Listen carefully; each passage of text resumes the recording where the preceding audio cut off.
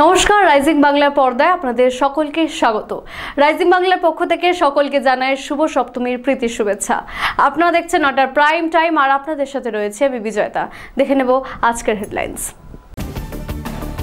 দেববাড়িতে মহাসমারোহে কলা বউ স্নান। সপ্তমীর ভোরে কলা বউ স্নান, বেগুনি শাড়িতে রঙিন দুর্গাপুর। রাজকীয় ভঙ্গিতে হংসরাজ, নবরূপে সেজে উঠল রাজপুর নবারুণ সংঘের পুজো। মমতা অভিষেকের মঙ্গল কামনায় পুষ্পাঞ্জলি দিলেন বারুইপুরের বিধায়ক। বোলপুরে ভয়াবহ বাস দুর্ঘটনা, শিশুর মৃত্যু, আহত অন্তত 30 জন। ভারত নেপাল সীমান্তে 2 বাংলাদেশি গ্রেপ্তার, 1 ভারতীয় ধৃত, উদ্ধার জাল নথি। শুরুতেই যে খবরের দিকে নজর রাখবো, জলপাইগুড়ি ধূপগুড়িতে আজ পালিত হলো দুর্গাপুজোর ঐতিহ্যবাহী আচার নবপত্রিকা বা কলা বউ স্নান। দেববাড়িতে সূর্যোদয়ের আগেই কলা গাছকে গঙ্গা জলে স্নান করিয়ে নববধূর সাজে পরানো হয়েছে। প্রচলিত নিয়মে 9টি গাছকে দেবী দুর্গার 9টি রূপ হিসেবে পুজো করা হয়েছে। এরপর নবপত্রিকাকে মণ্ডপে প্রতিষ্ঠা করে মহাস্নান শেষে আরাধনা শুরু করা হয়। দুর্গাপুজোর অন্যতম রীতি নবপত্রিকা স্নান বা কলা বউ স্নান পালিত হল জলপাইগুড়ি জেলার ধূপগুড়ির দেববাড়িতে। সূর্যোদয়ের আগেই কলা গাছকে গঙ্গা জলে স্নান করিয়ে নববধূর সাজে শাড়ি পরানো হয়। প্রচলিত নিয়মে কলা সহ 9টি গাছকে দেবী দুর্গার 9টি রূপ হিসেবে পুজো করা হয়। রম্ভাধিষ্ঠাত্রী ব্রহ্মাণী, কচার্ধিষ্ঠাত্রী কালিকা, হরিদ্রাধিষ্ঠাত্রী উমা, জয়ন্তাধিষ্ঠাত্রী কার্তিকী, বিল্লাধিষ্ঠাত্রী শিবা, দারিম্ভাধিষ্ঠাত্রী রক্তদন্তিকা, অশোকাধিষ্ঠাত্রী শোকরহিতা, মানাধিষ্ঠাত্রী চামুণ্ডা ও ধানাধিষ্ঠাত্রী লক্ষ্মী। এই 9 দেবীকে একত্রে নবপত্রিকা বাসিনী নব দুর্গা নামে পূজিত করা হয়। দেববাড়িতেও যথাযথ নিয়ম নিষ্ঠা মেনে নবপত্রিকা মণ্ডপে আনা হয় এবং মহাস্নান সম্পূর্ণ করে দেবীর আরাধনা শুরু হয়। পাশাপাশি সপ্তমীর ভোরে দুর্গাপুরে শারদ উৎসবের রঙিন শুরু। বামুনাড়ার তপবন সিটির বিবেকানন্দ হাউজিং অনার্স অ্যাসোসিয়েশনের উদ্যোগে নবপত্রিকা স্নান অনুষ্ঠিত হয়েছে। ঢাকের তালে পালকিতে করে কলা বউ রাড়েশ্বর শিব মন্দিরের ঘাটে পৌঁছেছে, যেখানে বেগুনি শাড়িতে মহিলারা অংশ নিয়েছেন এই ঐতিহ্যবাহী রীতিতে। মহাসপ্তমীর সকালে দুর্গাপুরের বামুনার তপবন সিটির বিবেকানন্দ হাউজিং অনার্স অ্যাসোসিয়েশনের উদ্যোগে অনুষ্ঠিত হল পুজোর অন্যতম আচার নবপত্রিকা স্নান। সকালেই ঢাকের তালে পালকিতে করে কলা বউ নিয়ে শোভাযাত্রা রওনা হয় রাড়েশ্বর শিব মন্দিরের ঘাটের উদ্দেশ্যে। এদিন অনুষ্ঠানে সকল মহিলারা বেগুনি রঙের শাড়ি পরে নবপত্রিকা স্নানে অংশ নেন। সোনারপুর রাজপুর এম.এন. রায়ের নবারুণ সংঘের এবারের থিম পুজো হংসরাজের দেশে। মণ্ডপে অভিনব সাজে সাজানো হয়েছে হংসরাজ, যেখানে জলের স্থলে রাজকীয় ভঙ্গিতে দেখা মিলেছে মায়ের আগমনী। রঙিন উৎসবের আবহে থিম পুজোতে আয়োজিত হয়েছে সভাপতি অমিতাভ ধর ও সম্পাদক সঞ্জীব সরকারের নেতৃত্বে।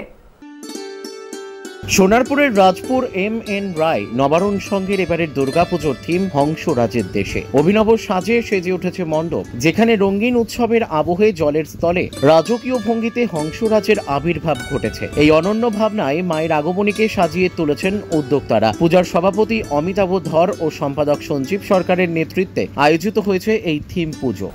বারুইপুর পূর্বে দুর্গাপুজোর সূচনা করলেন বিধায়ক বিভাস সর্দার। মহাসপ্তমীর ভোরে আদিগঙ্গা নবপত্রিকা স্নান সম্পূর্ণ করে মণ্ডপে প্রতিষ্ঠা করা হয়। এরপর দেবীর সামনে পুষ্পাঞ্জলি দিয়ে মমতা অভিষেক বন্দ্যোপাধ্যায়ের মঙ্গল কামনা করেন। এলাকার মানুষের মঙ্গল কামনাও করেছেন তিনি। প্রতি বছরের মতো এবছরও বারুইপুর পূর্বের বিধায়ক বিভাস সর্দারের বাড়িতে দুর্গাপুজোর সূচনা হয়। মহাসপ্তমীর ভোরে আদিগঙ্গায় নবপত্রিকা স্নান করিয়ে মণ্ডপে প্রতিষ্ঠা করেন তিনি। এরপর দেবী দুর্গার সামনে পুষ্পাঞ্জলি দিয়ে তৃণমূল নেত্রী মমতা বন্দ্যোপাধ্যায় ও অভিষেক বন্দ্যোপাধ্যায়ের মঙ্গল কামনা করেন। একই সঙ্গে এলাকার মানুষের মঙ্গল কামনাও করেন তিনি। পুজোর 4 দিন পরিবারের সঙ্গে আনন্দে মেতে ওঠার পাশাপাশি পুজোর উদ্বোধন ও প্রশাসনিক কাজ সামলানোর জন্য স্থানীয়দের প্রশংসা কুড়িয়েছেন বিধায়ক। সকালবেলা সংকল্প করেছি এবং একটু পরেই পুষ্পাঞ্জলি দেবো। পুজো চলছে মহাসপ্তমী।